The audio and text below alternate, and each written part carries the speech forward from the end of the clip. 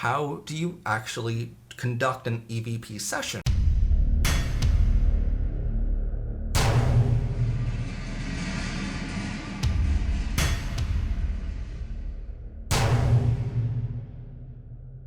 Welcome everyone to Haunted Husbands. I am of course one of your co-hosts, Matt Haslam. Along with my husband, Michael Martin Jr., we go around and explore abandoned buildings and potentially haunted locations, trying to collect evidence of real-life ghosts. And today we're going to be showing you how to conduct an EVP session with inexpensive audio recorders. We don't want to hold this in our hand. That would be way too much wiggling no matter how still you try to hold this thing. You don't want to hold it on a camera rig on your shoulder because that's wiggling around too much as well. What you want to do is simply take it, put it down on a table in front of you, put it down on the floor in front of you or on a chair, something to hold this in place. Put it on a tripod or a light stand and leave it go. Don't touch it. The more you touch these devices, the more false positives you might get of, oh, we heard something in the background. No, that was just you touching the device in real time. And unless you had a camera on you in that moment to show you were touching it, you're not going to remember that later when you're going back through the audio files and going, oh my God, there was this loud bang. No, it was you touching the device, okay? Now, I know a lot of people out there will want to just start asking questions of, are you a demon? Are you so-and-so from this location of the history? Yes, I do suggest researching the building or wherever you're going first before going there. Try to know who you're going to talk to. What spirits supposedly haunt that location? Who used to live there? Who was the original builder of that location, right? So on and so forth. Who was the director of the building when it first opened, right? You want to know those sort of things so you know who to ask questions to if someone's coming through. Initially, just like a conversation you would have at a local grocery store with one of your real life friends, you want to introduce yourself first. So go around your entire circle of people or whoever's there and say, hi, my name is Matt. Hi, my name is Michael, or whatever you have in your group. Come back around. And then once everyone introduced themselves, ask your first question.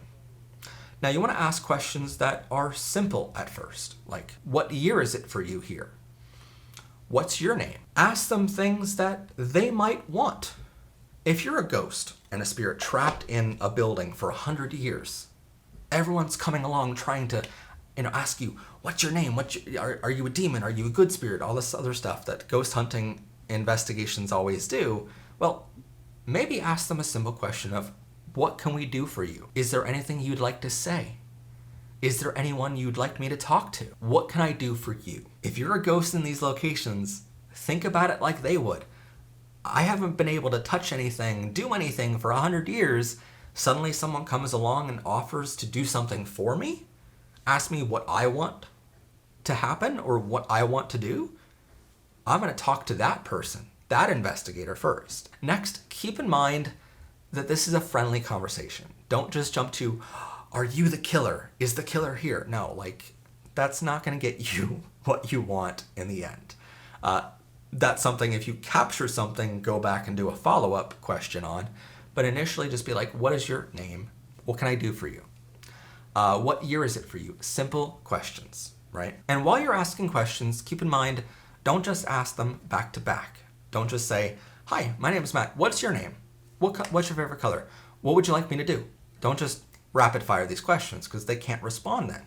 Give them a few seconds to respond like a normal conversation. What's your name? What can I do for you? What year is it for you? That way they have time to respond.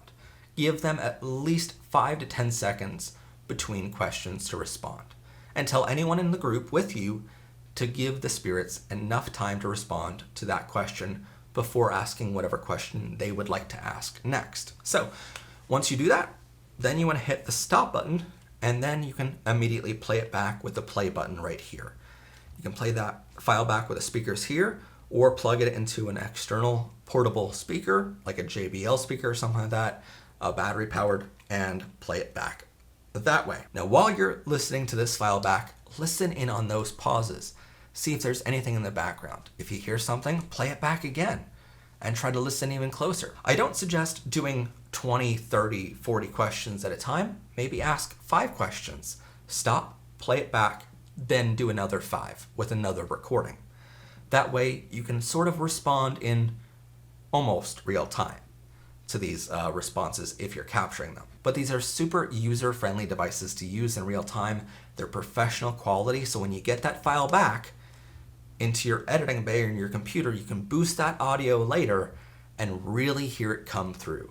You're going to hear a lot of things in ghost investigating. You might hear creaks in the building.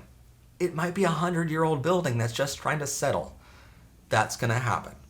Now, here's the fun part about these devices. Don't just take the first time as the end-all response.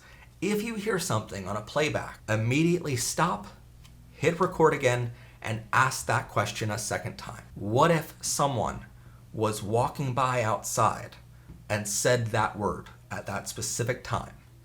What if there was a siren going off down the road or a police car driving by?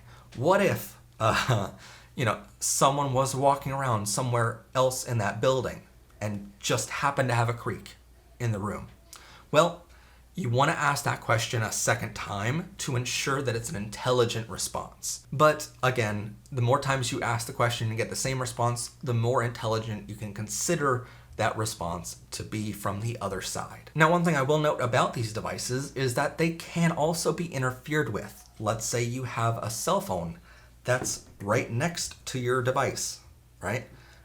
If you get a text message, that can actually cause a little bit of interference in the audio file on that SD card. So in real time, you're not going to really hear that on your headphones, but while you're playing it back, maybe that audio file has a little bit of interruption or a little spike in audio, or maybe there's like some frequency change there and a high-pitched sound.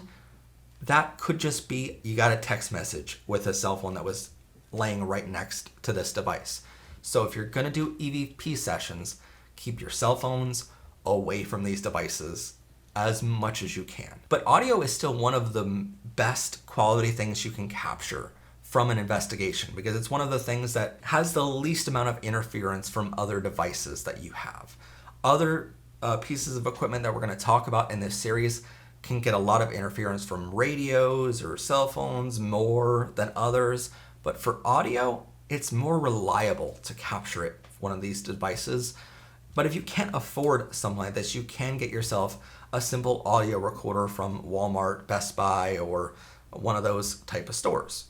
Ones on Amazon sell for like $30 US, and they're made for recording business meetings and professional settings, right?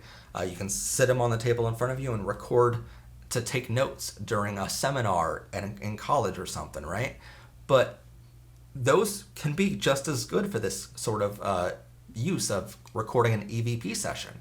They're a little less quality audio, I will say, but they're just as good in a pinch if you can't afford a $150 H4n or a $300 H6. But with all of these audio devices, just stay as still as possible.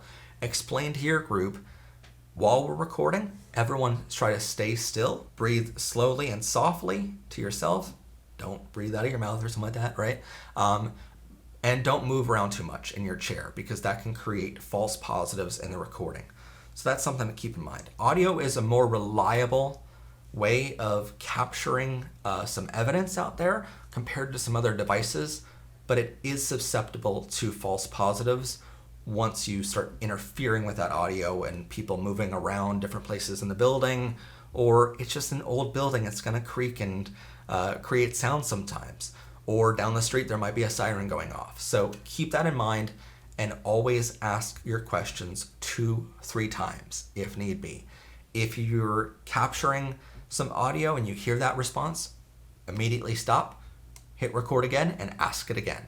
And if you get the same response, then you might have captured something really awesome. But if you're not capturing anything, then maybe it's time to move on to a different device. And that's something we'll cover in our next part of our series here on the devices you can use. So anyway, that is how to use the Zoom line of products for ghost investigating. I hope you enjoyed this first part in our series. Next, we're going to talk about another piece of ghost investigating gear and how to use it some of the ways you can ask questions to the spirits on the other side, and some ways it can be susceptible to false positives and interference. So we're going to be going through a lot of different types of devices in this series. I hope you're enjoying it so far. If you are, please like, comment, and subscribe to our channel for more. So thank you all so much for watching. This has been Haunted Husbands. Have a spooky day, everyone, and happy ghost hunting.